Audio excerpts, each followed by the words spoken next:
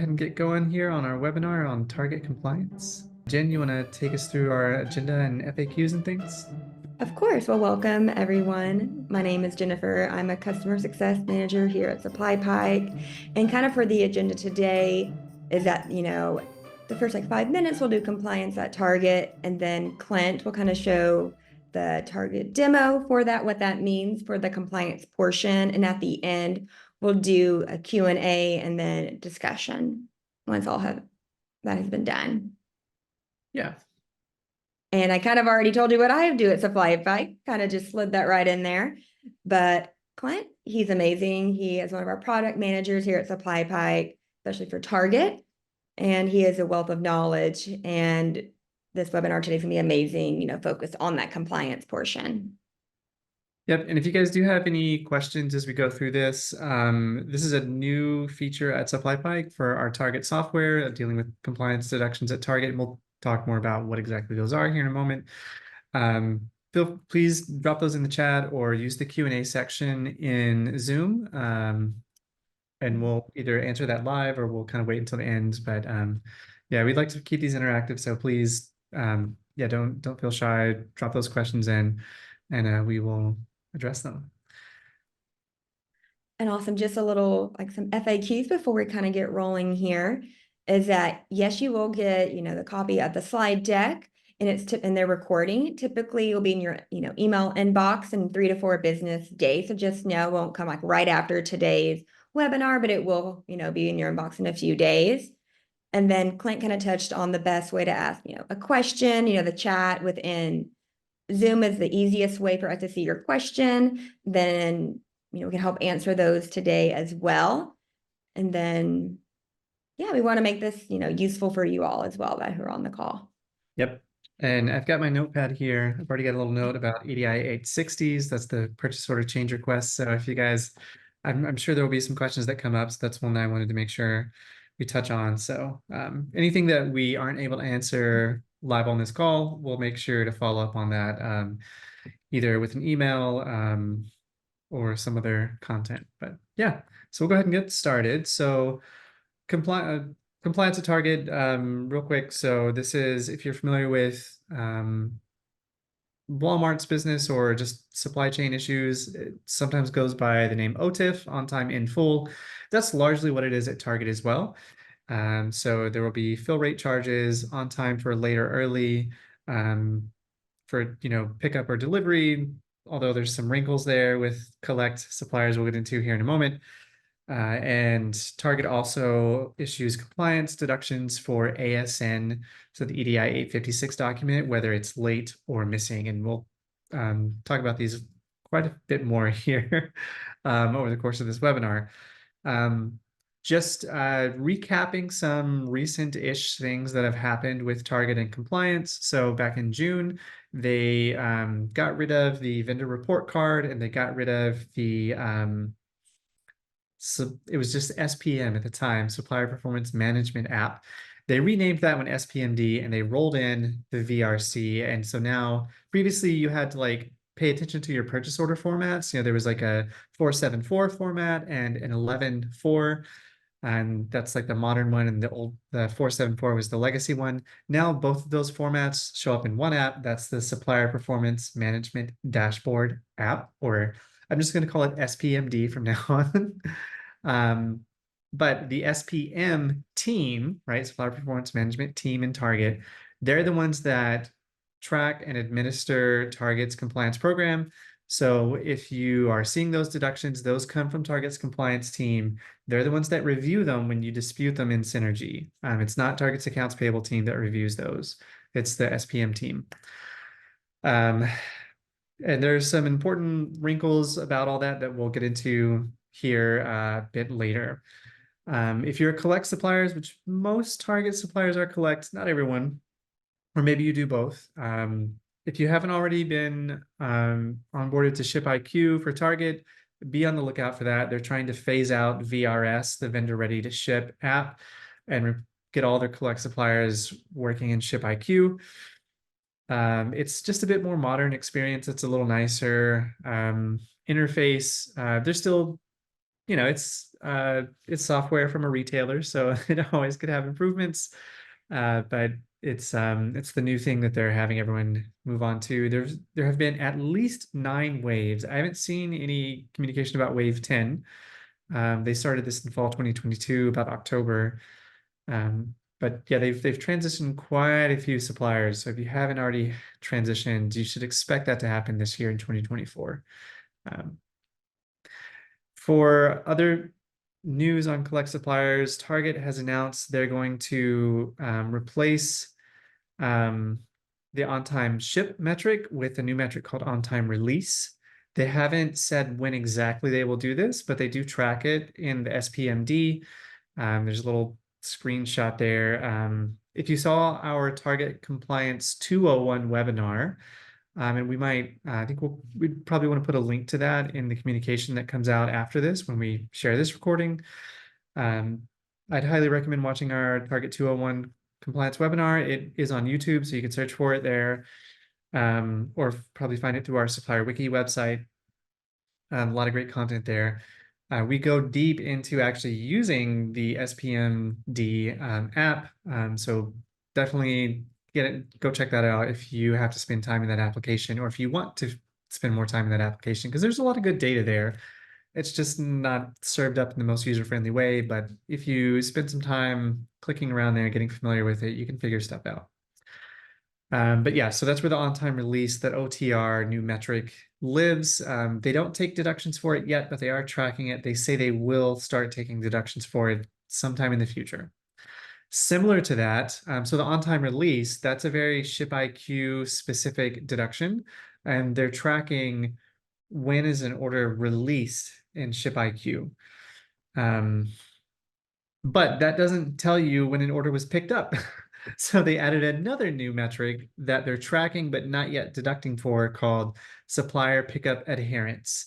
They just announced that, I think in I want to say November, but it was last fall, and they have not yet started taking deductions for it. And that is specifically what it sounds like. They're tracking what was the pickup date for a collect order and how close was the actual pickup to that date. So that's what that one is. And again, it's in SPMD. You can go see it, but they're not deducting for it yet, but you can track it. We at SupplyPike, we'll be showing you all of the current compliance deductions. We're not showing that OTR, on-time release, or SPA because they're not real deductions yet, so we don't have those in our app. When those do become real deductions, we will respond quickly to get those incorporated into our app, if and when that does happen. Just a general note on compliance and OTIF things and supply chain in general, right? So retailers like Target, like Walmart, Amazon, Kroger, etc., they're having these programs because they're trying to protect their shelves and give their shoppers the best experience to prevent out of stock, right? OOS. And just it goes along with the general complexity and increasing complexity of modern supply chains. So we all remember from COVID and that one ship getting stuck in the Suez Canal, and these days the current disruptions going on in the Red Sea, right, with some of the attacks over there. Supply chains they're having to deal with a lot of crazy things in the 2020s that maybe we haven't thought of supply chains having to deal with in quite a few decades. So retailers use these compliance programs to try and track and understand, like, hey, are things happening on time when we expect? Are our lead time considerations accurate? Are if we're ordering 100, do we get 100? Why or why not? All those sorts of things. And we expect this to just continue across retailers. That's been the trend. So it's probably worth your time or someone in your company's time to get familiar with these, learn these programs and figure out, okay, how can we take advantage of them for the sake of our company and also for the sake of our relationship as a vendor with our retailer customer. So yeah. Target specifically, if you have ever seen any of your company's check lines and where those deductions come from, compliance deductions always start with VC0. There's several other Target deductions that start with VC, or a few other like VC&A or I guess the rest of them are VS or VO, but VC0 are going to be compliance specific. Those other ones that start with a V, those are related to contract deductions, or target vendor income, or TVI, if you know those terms. So those are separate things, usually something your sales team or whoever your target financial negotiators are would have set up. They're generally expected. The VC0 compliance ones, those are the ones that might be unexpected, based on performance, right, of orders coming in from Target. And the most common ones are PO fill rate revised, and this is applying to both prepaid and collect. So fill rate revised and your ASNs are quite generally very common across both, and that can be later missing for the ASN.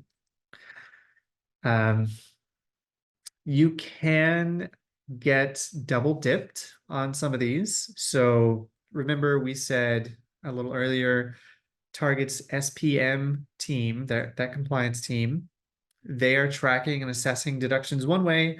There's a whole other part of Target's business, right, managed by their accounts payable team that does deductions. They're generally called invoice match deductions. You can, if you're in our apps, you can kind of see like invoice match. We have these codes. Those are the ones managed by Target's accounts payable team. But you can get a fill rate deduction, which, if they said, hey, we ordered 100, we only got 80, they're going to issue a fill rate revised deduction for that difference, if they didn't revise the order quantity before receiving it.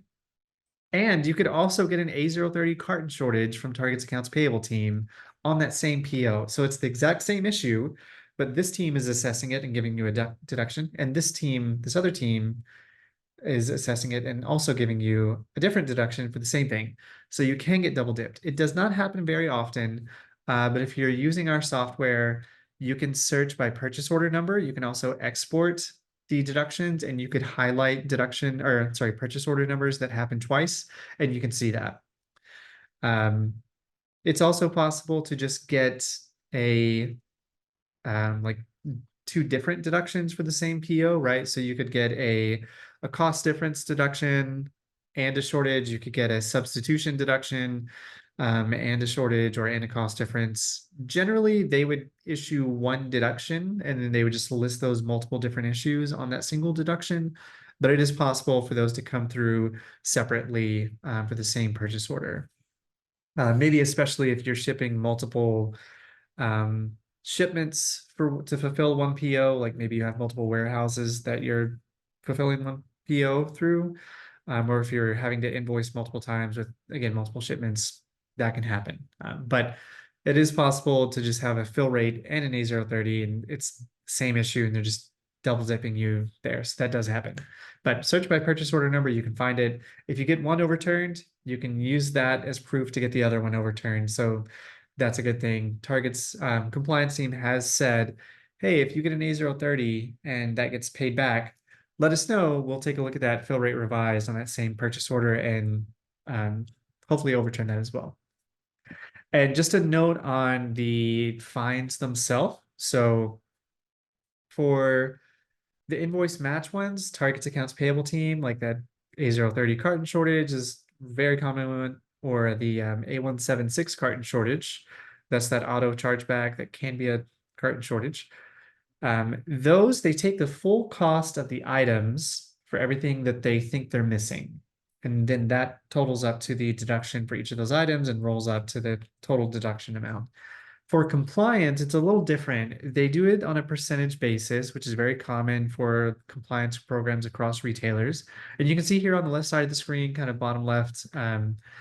So for fill rate, they're taking 5% on the cost of goods for all the goods that they didn't receive. So in that instance of like they ordered 100, they only got 80, they'd only be assessing 5% of the cost of those 20 that they think they're missing, versus the A030 carton shortage, they would take the full cost of those 20. So your compliance fines or these compliance deductions will typically be a little lower in dollars than maybe the equivalent accounts payable deduction, but not always. But just something to keep in mind when you're going through these, they can be kind of little just paper cuts, but those paper cuts can add up over time. There's that phrase, death by 1,000 cuts. This is totally that kind of thing. Um, for the on time, so that can be early or late. Similar thing, 5% for all the cost of goods of everything received outside the window. So again, if you've got multiple trucks, or if Target's receiving, somehow they counted some of it and then they found more of it later. They may assess based on the things they found later, or if a different truck had to come later somehow, or if again you're fulfilling for multiple warehouses, all that stuff factors in there. That could be stuff that gets fined for on time. And then your EDI 856. So that is 3% cost of goods for everything received without an ASN. And that's the same for late and missing. So if they see the ASN is late, then they'll take 3% on everything that was late. And if it's missing, same thing there. There's another one for ASN that we'll get into. I'm not sure it's in our demo account here. It's not, where it can be a no status. We'll look at our help articles here in a little bit that will shed some light on that, but just something to be aware of. Okay, right. So let's take a look at these in our app here. So we've got this pulled up. This is our demo environment. So it's all made up data, but we use that, we base it kind of like on as much reality as we can, right? So it's not built off of any one company, but just taking a look at the trends across things and using those averages to make something smart here. So like I said, we've got all these different buckets. In our demo account, we're not showing returns, but we do help with return deductions. There are unpaid invoices, that's these. Those go through Target's accounts payable team. You dispute those through Synergy. Invoice match, we mentioned, these are also deductions issued through Target's accounts payable team, disputed through Synergy. Compliance, these are also disputed through Synergy. That's the focus of today's webinar, but they are, like I said, issued and administered by Target's supplier performance management team. Just side note, that team does office hours. They're a great resource to have on your side and to meet with semi-regularly. So we'd highly recommend, Target sends out, their quarterly business updates. They sent one last week, I think, or earlier this week, recapping kind of their Q4. Or maybe it's just their monthly update, but they had a link to their SPM team and you can get office hours there. So highly recommend you check that out, meet with those teams, get them on your side. It can help help them look favorably on your disputes when you do raise those up. So let's take a look at these. We do have these buckets in here in our app, so you can pick one single bucket and just focus on that here on the dashboard. I love our dashboard because it has all this aggregated data. And just a reminder, we do have a dashboard export here for our Target software. You can export this to Excel. And one of my favorite things is that the data in there is all chart ready. So if you are looking at these compliance codes down here, that's what we have picked, and you need to take this deductions over time chart, and maybe you want to put it in a graph and you have to present on it or share it within a team, in PowerPoint or something, the data that's here is going to be like when you export it here in Excel, it'll be laid out in Excel so that you can just highlight that those cells and then insert line chart, and it will already match here. You'll have different lines. The colors won't match immediately, but you can quickly match the colors if you want, or put it in your own company colors. But I used to spend a lot of time in Excel in my previous job, so I wanted to make sure for our exports here that they make sense, they're useful, they're easy. So you should be able to quickly replicate any of the charts here using this. And it is responsive to your codes, right? So let's say you've got some specific time frame, maybe your fiscal year runs from July to June, or any way that it does. You can customize the data here and it will update automatically, and then you can export it, and the export will reflect your filters here based on date and the code you have selected. It doesn't change these health metrics up at the top, but everything else below that does update with it. And same thing for compliance, right? We'll call out your deductions by location so you can focus on those specific DCs if there are any especially problematic ones with deductions. So moving over to the dispute side, some things to note.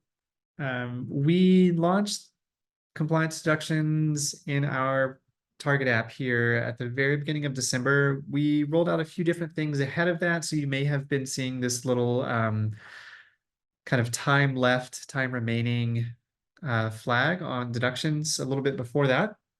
And it's truly telling you like, hey, when does this expire? So 0 days means today is the last day. So you've got to take care of this today. Otherwise, tomorrow you will not be able to dispute it anymore. Target won't, like Synergy will reject it, it won't even let you submit the dispute. You could certainly try communicating with that SPM team if you have a contact there and a relationship that you've built, maybe by going to those office hours. But if not, there's nothing you can do about it. They're generally pretty, they stick to the rules that they've set for these. So, again, this one's made up. So, but yeah, do pay attention to these. This is kind of the default sort here on our actionable, showing you, hey, what's expiring right now? What's the most urgent thing? So that's going to be what's here. And oh, very important note for these compliance ones. I should have mentioned this earlier. They only have 90 days. So if I focus on compliance, I'm just going to filter on that compliance bucket, and then I'm going to invert my sort. You can see here in our demo account, the oldest one is 64 days.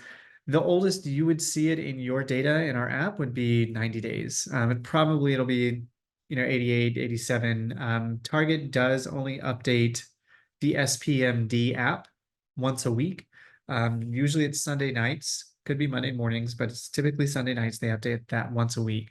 So compliance data new ones can only be sourced once a week. And that's a limitation on the Target side. So everyone's restricted by that.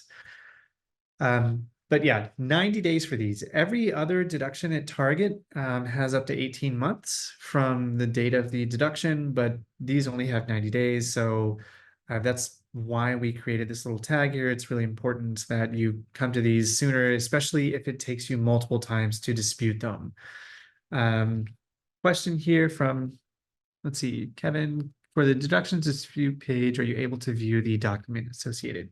Yes. So we do have a detail page for these. So I can click into one of these here, and we will provide, if we've got, so we use our shipping document integrations. If there's a relevant BOL or POD, we pull those in. We are not pulling in Target's delivery receipts for these yet, I don't believe, but we will be doing that because it could be relevant, especially for the fill rate revised. We also generate this compliance research report file. So this is one of the kind of, it's like the baseline recommended document that Target recommends you have. So whenever you're in the SPMD, they have a specific table in that app that says, hey, use this to file a dispute. So we go grab that data, create that file for you here. So you've got that. If there are relevant shipping documents that go with that, we also add that. Something we will be adding that we don't do right now are the EDI 860s, right? So if Target issued a purchase order change request, maybe they sent that after the order shipped, right? In that case, you should dispute that because it's on Target. They did not get you that change information soon enough. So hope that answered your question there. Do chime in if not. But yeah, we do provide documents for these. And it will vary by code, which one is most important. So I'll click into a different one here. I'll do this on time late. Within each detail page, right, we're trying to give you, hey, like what's important about this deduction, especially trying to grab as much information we can from different parts of Partners Online and populate this and fill it out. So you've got a single place to understand it. But I did want to point out this more info section. This will be on every deduction detail page. You can click that. It will bring you over to our help site. and it'll tell you a bit more about what is this deduction for. Sometimes there's additional information associated with it, right? For this on time one, they may tell you, was it something they think is related to the consolidator? You might take that information and go back to your consolidator, and maybe it was their fault, and they can, you can dispute with them, they'll pay you back. We've seen that happen before. Just a reminder about what is the fine for each one, how do you dispute it, and then what could be useful for disputing it. I probably need to add in here that information about the EDI 860, but that could be another good one. Or if you have, especially communication from Target, a slightly common reason for an invalid fill rate revised or on time late is perhaps there was communication ahead of time. Um, Maybe you're emailing back and forth with the Target's inventory analyst, but the inventory analyst didn't execute a change they said they would, or maybe they executed it incorrectly, or they just executed it late, as far as like updating a quantity or a window. Or maybe your carrier requested the correct window to deliver, but then Target gave you an appointment outside of that window. Um, Maybe it was because they were trying to do level loading, right? Controlling the flow of goods in their warehouse. That's on Target for doing that, because your carrier did everything correctly, but Target gave you something wrong or didn't follow through somehow. That's on them. Email is a really, like, that kind of documented communication is a really great source for getting these disputed and overturned. It's not the only thing. You don't always have to have it, but it's pretty good. So wanted to mention that there. We'll go back to our deductions here. Within the page also, we've got just another visual indicator of like how much time do you have left. The first 30 days, that 90 to 60, it'll be green. 60 to 30, it's going to be yellow. And then less than 30, it's red, because you really need to get that on the books. Again, because sometimes you do need to dispute things multiple times. Since they only have 90 days, the most you could dispute this is probably 4 times. But you shouldn't need to do that for compliance deductions. Target's accounts payable team, they can take several tries to get things paid back. Unfortunately, it's a little frustrating part of an experience. You've given them all the right information, but it seems like maybe sometimes they just don't read it, or the quality of the time being put into a single deduction review isn't great. But for compliance, that's a little different. Usually there's a little bit more rigor put into reviewing these. So if you're disputed once and it gets denied, I'd say take seriously the information they give you back when they deny it. Because maybe there is a chance you can dispute it again if you're able to get new information or to provide additional context that maybe wasn't there in that first round of the dispute. So yeah, because it's their compliance team that's doing it, the supplier performance management, that SPM team. They're different than Target's accounts payable team. So definitely, yeah, the volume of disputes going through them, the quality of the work being put on those dispute reviews is different than some of the other disputes. So you should feel a little more confident in the interaction when you're disputing these. But we're saying this word dispute a lot. We're not disputing much right now. So let's do a dispute here, just to show you what it is if you haven't seen it. So we will take this one right here. Maybe we'll pretend that we've got an email attachment here for the communication with Target's inventory analyst. The type you would pick for that is just other. You don't have to, like, Target doesn't provide you a single one that says like, inventory analyst communication. Another one, if it's like, if there was a communication with the merchant, or again, the IA, the inventory analyst, that said it was okay for something to be short or late, etc., because they've already acknowledged some mistake on their side. You'd probably do email approval for that one, but other is also just fine for that. And you can do .eml or .msg, or screenshots are fine too. So any image file would work there. But you can add a message or not, but all you have to do is just hit submit dispute and it's on its way. And now a synergy case is being created with any of the files you've attached, any messaging that you've added here. And yeah, now it'll be in Target's court to review. You can also do multiple of these at once if you need to. Sometimes, maybe you've kind of looked at these ahead of time, or if you've got some maybe all these late ones had the same information associated with them. You could add one attachment to multiple at once, and then you could send all three of these over and bulk dispute those. We don't have auto disputing for these yet because generally compliance deductions need just a little more, a person probably does need to double check these.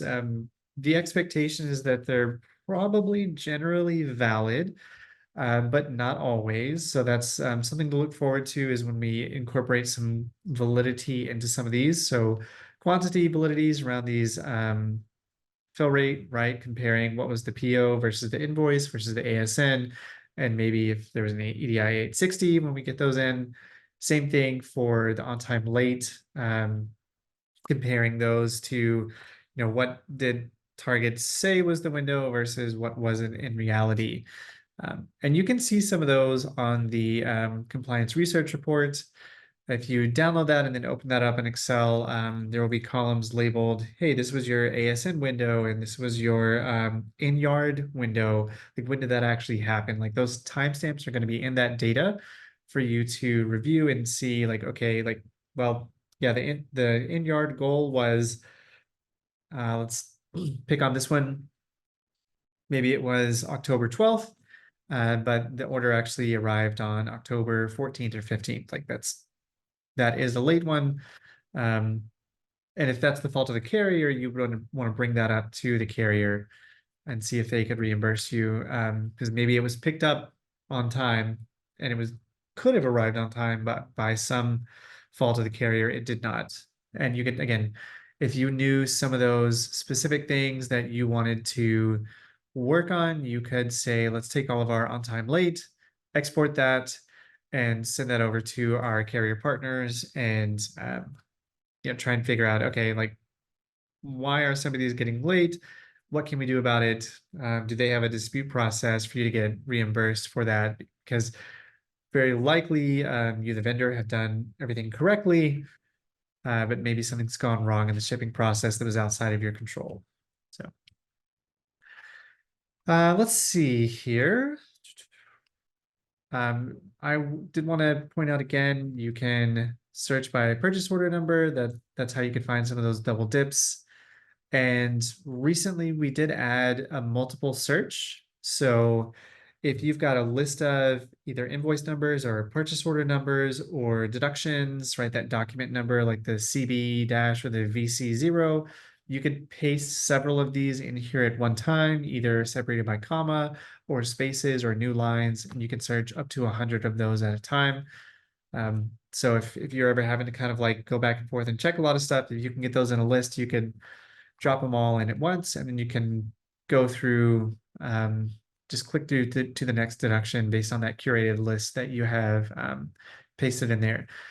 You do need to make sure you click the search multiple right here. If you just paste it in here, it's not going to search for multiple. Make sure you click here and then paste right there to do the multi-search. And once you've disputed those, it's a very similar process tracking them, right? So target research, that means it's awaiting target to make a decision. And when they have made a decision, it'll be over here, either in paid, denied, or approved status for your compliance. And then you can see, what was their decision, why or why not. And again, you can export those. Just like with the accounts payable deductions, we're checking to see like, hey, did we see a repayment come through? What does that look like? What was that check? What was that amount? And matching that up to what it was originally. Yeah, to make sure like, okay, did they only pay back partial or how did that work? So, and I will note you can, yeah, just a quick reminder, we've got invoices over here, so unpaid invoices, and we do show invoices with deductions. I'm not sure we'll have, okay, yeah, we do have that here in our demo account. So if you're coming from that invoice point of view, you can take a look over here and say, hey, show me all of my invoices that have deductions. What does that look like? And recommend you getting this all invoices tab, use that more filter, has deductions, and you can kind of pick on them that way too. You could export that list. We'll tell you the deductions that are related to that in the Excel file that comes from that. So yeah, so that's about it as far as compliance deductions at the moment. We have a lot of plans to make this easier and nicer than what it is. We, I wouldn't say surprise is the right word, but there are, many vendors, they don't have huge teams, but they're doing a lot of business with Target, and they, because these only have 90 days, they kind of slip by the wayside. So we're really happy that we were able to get these into our application to provide this visibility. We want to make it even easier to deal with these deductions. There's additional things we want to get in here as far as support documents beyond just the shipping documents and the compliance research report that we do. There's a lot of validity we'd like to work in here, and see, can we make these good candidates for auto disputing? But yeah, if there are any questions, we've arrived at that part of the webinar. I've been talking an awfully lot about these compliance deductions. Yeah, any questions? I know there's a lot more that we want to do. It's a new thing. We know it can get better. It's pretty good, we think, because there's not a lot of other software out there that does this for Target, but yeah. Give everyone another moment or so. They have any other questions for Clint? We're on the webinar right now. I But if will point out one more time, click those more info buttons, check out our help articles, right? So you can come get a little bit more information on time late, early, fill rate revised, ASN late, missing. Oh, right, the no status. I wanted to mention that. So this is one where if you have yet to complete like the EDI setup for your target vendor number, and you're seeing these deductions like with an ASN not in a status, we've shortened it to be ASN no status in our app, but it's called ASN not in a status. If you went to look it up in Partners Online, it's because very likely the vendor number hasn't completed testing for their ASN. So here's how you can get in touch with Target to, complete that or continue that or figure that out. So don't forget about the help articles. There's a lot of great information over here. And we do have just kind of a general overview of Target's compliance program that I'll mention. If you need kind of like a real quick one pager, like, wait, what is this? How do we talk about it? Like, that's what this is meant to be. So, but yeah. yeah, I'm not seeing any new questions come in, Clint. All right. Oh, Well, I here's do. one. Let's see. So let's say there are two different types of deductions pertaining to the same invoice, one for carton shortage, the other for fill rate. Yep. If one gets disputed and is approved, will that link to the other deduction for approval, or do both have to be disputed separately? Good question, Carlos. So you would have to dispute them separately, pretty much no matter what. However, something to look forward to related to this kind of double dip scenario, we are going to add a filter here in our more, so you can have a little checkbox that says, show me purchase orders that have multiple deductions. So you can check that and it'll automatically drop you onto the all deduction page here. And you'll just be looking at things that have multiple deductions. We'll also be putting right next to this PO number, especially to focus on that double dip scenario. So you can filter for just those ones. So you can click that and you can see what's that status, because yeah, if you did dispute one and the other one got paid, we will link to, like, we're going to have a new little section that shows up right here on the detail page that will link you to that other deduction and show you the status of it. Yeah, because if one gets paid, it makes a lot of sense to try and dispute the other one for that payment and use the previously paid deduction as proof for the one that has yet to be disputed. And we've seen other vendors do that successfully since we added this compliance deductions into our app. So that's, I'd say if you wanted to get a quick read on that for your own company, again, it doesn't happen often, but if you wanted to check, you could come to all deductions here, export your deductions, and then an Excel. Probably it'd be easier in Excel than Google Sheets if you're using Sheets, but in Excel, take the purchase order number column and go to your conditional formatting, highlight duplicates. That'd be the quickest way to find any duplicate PO numbers, because that would be like this PO number is listed more than once, so it's got more than one deduction. And then pay attention to those types and the status. But yeah, we're gonna make that really easy, or a lot easier at least here in our app to see that.